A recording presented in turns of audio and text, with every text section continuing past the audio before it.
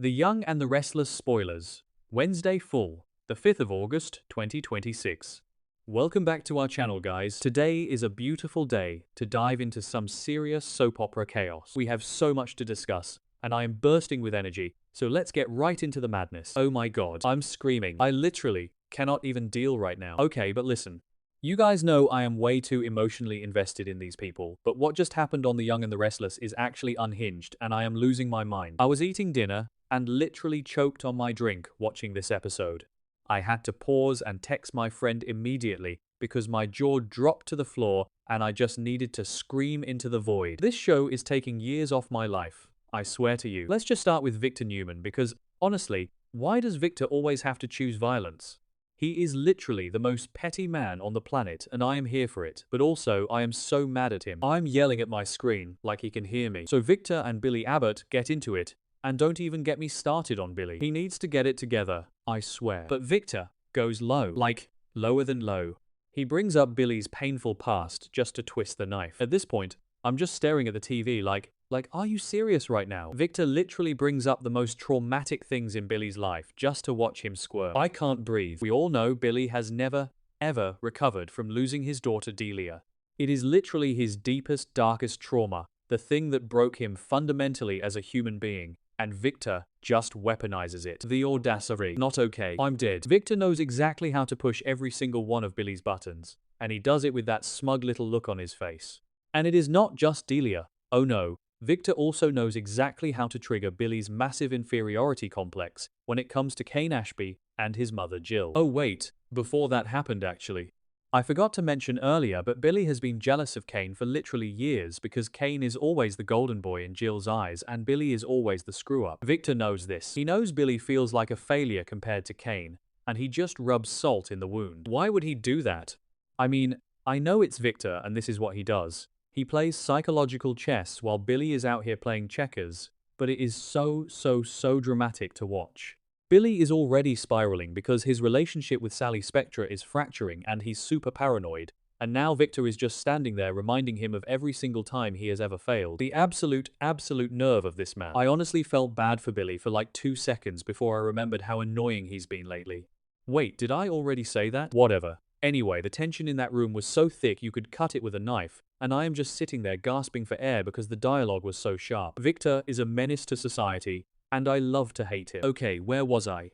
Right. So while Victor is out here terrorizing Billy for sport, poor Victoria Newman is working overtime to keep the peace. Which is insane, by the way. Since when is Victoria the family therapist? She is usually ruthless. She is usually the one stabbing people in the back in the boardroom. But right now she is literally holding the entire Newman family together with duct tape and sheer willpower, and I honestly respect it. She is putting in the overtime, doing the absolute most to make sure her family doesn't completely implode. She sees Victor picking fights, and she is just like, Dad, please, can we just have one normal day? Just one? She is trying to protect her loved ones and balance her loyalty to her father, which is a tightrope walk if I have ever seen one. And get this, and this is the part that actually made me fall off my couch. Victoria is teaming up with Adam. I'm screaming. I actually can't believe my eyes. They have hated each other for literally decades. They have tried to destroy each other's careers, their lives, everything. But their brother Nick is in serious trouble, so they are putting aside their corporate warfare to help him. I am so dramatic about this, but seeing Victoria and Adam work together is honestly iconic. It's wild. It's history in the making. They are acting like actual siblings for once, and it is giving me whiplash, but I am so here for it. Victoria knows that Adam is probably the only one who can really get through to Nick right now because Adam knows what it's like to be in the dark, and Victoria is smart enough to use that. Oh wait, I totally forgot to talk about Nikki.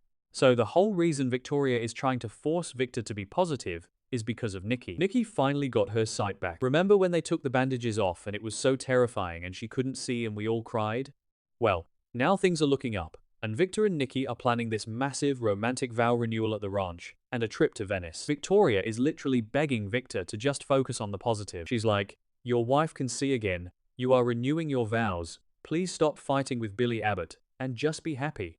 But mark my words, Victor is not going to let it go. He never lets anything go. He's going to smile for Nikki and then go right back to plotting his revenge in the shadows. That is just who he is. But okay, we seriously need to talk about Nick, because my heart is literally breaking for him and I am so stressed out. Nick checked himself into rehab voluntarily, which is huge, Like so huge, because he has been struggling so badly with his addiction. But you guys, he is not doing well. He is struggling so much. He is having these terrifying, visceral nightmares about Matt Clark that are making it impossible for him to focus on his recovery. I need to describe this one scene because it is actually horrifying, and it has been playing on a loop in my brain since I watched it. So Nick is asleep in the rehab center, right? And he has this dream that he is at Crimson Lights. It seems super normal at first. He's just standing there, getting a coffee, doing his normal Genoa City routine. He reaches out to grab some sugar packets from the little counter thing to put in his cup. But when he looks down, they aren't sugar packets, they are fentanyl packets. And in the dream, he literally rips them open and starts swallowing the fentanyl. I was like, are you serious? I literally gasped out loud. This is so dark. It was so incredibly disturbing to watch him hallucinate swallowing drugs like that. The sweat on his forehead, the sheer panic in his eyes. It was so well acted, but so hard to watch. I had to cover my eyes for a second. The thing is, the human brain literally cannot tell the difference between a perceived threat and a real one. Nick is trapped in this rehab facility. His body is detoxing. His mind is incredibly fragile, and his brain is basically torturing him. He is convinced that his family is in grave danger from Matt Clark, while he is locked away unable to protect them. And honestly, he's not entirely wrong. Matt Clark is a literal psychopath who has been terrorizing them. Matt held Nick hostage, he drugged him in Vegas, he has manipulated Noah, he has messed with Sienna, he has traumatized Sharon. Matt is a monster. And now Matt is roaming around free because Phyllis took off his ankle monitor, which is insane, by the way. And don't even get me started on Phyllis. She is completely unhinged for doing that. So Nick knows Matt is out there. He knows Matt is a threat. And he is sitting in rehab feeling completely helpless.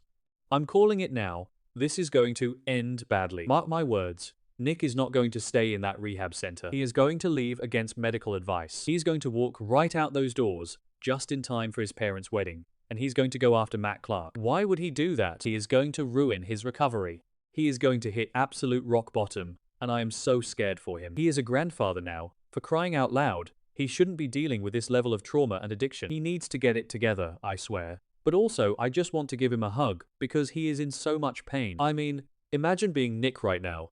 You are trying to do the right thing. You are trying to get clean, but the demons from your past, and the literal physical demons like Matt Clark, are just constantly pulling you back down. The temptation to just give up and relapse has to be astronomical. I am honestly terrified that he is going to use again to cope with the stress of Matt being free.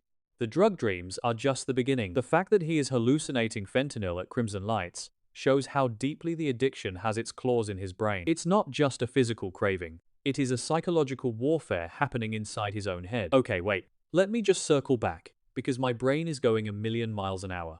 So Victor is out here verbally destroying Billy Abbott and bringing up Delia and Kane just to be cruel. Victoria is running around like a headless chicken trying to keep the peace, babysitting her dad, and teaming up with her mortal enemy Adam to save their brother. Nikki is planning a vow renewal and packing for Venice while completely oblivious to how bad things are really getting. And Nick is literally losing his mind in rehab, swallowing imaginary fentanyl packets and preparing to blow up his entire life to hunt down Matt Clark. The Newman family is literally in shambles, but they are trying to pretend everything is totally fine with this fancy vow renewal. It is the most toxic, dramatic, insane family dynamic ever, and I am absolutely obsessed with it. I honestly don't know how Victoria is doing it. If I were her, I would have locked myself in my office at Newman Enterprises and refused to come out. But no, she is out here doing the emotional labor for the entire family. And Adam actually stepping up to help Nick instead of using Nick's weakness to his advantage. Growth. Literal growth. I am so proud of him, but also waiting for the other shoe to drop because it is Adam and he always has a motive. But for now, I will take the sibling bonding. They are going to need to be a united front if Nick actually leaves rehab early and goes rogue. I can't even. This show is taking years off my life. I am literally going to need therapy after this week's episodes. Every single time I think they can't get any more dramatic, they pull something like the fentanyl sugar packets, and I am just left staring at the wall processing my emotions. I need to know what happens next. I need to know if Nick is going to relapse. I need to know if Billy is going to snap and do something stupid to get back at Victor. I need to know if Matt Clark is finally going to get what is coming to him. Honestly, I am so invested I feel like I live in Genoa City. Anyway, I am going to go rewatch that scene with Victor and Billy because the dialogue was just too good.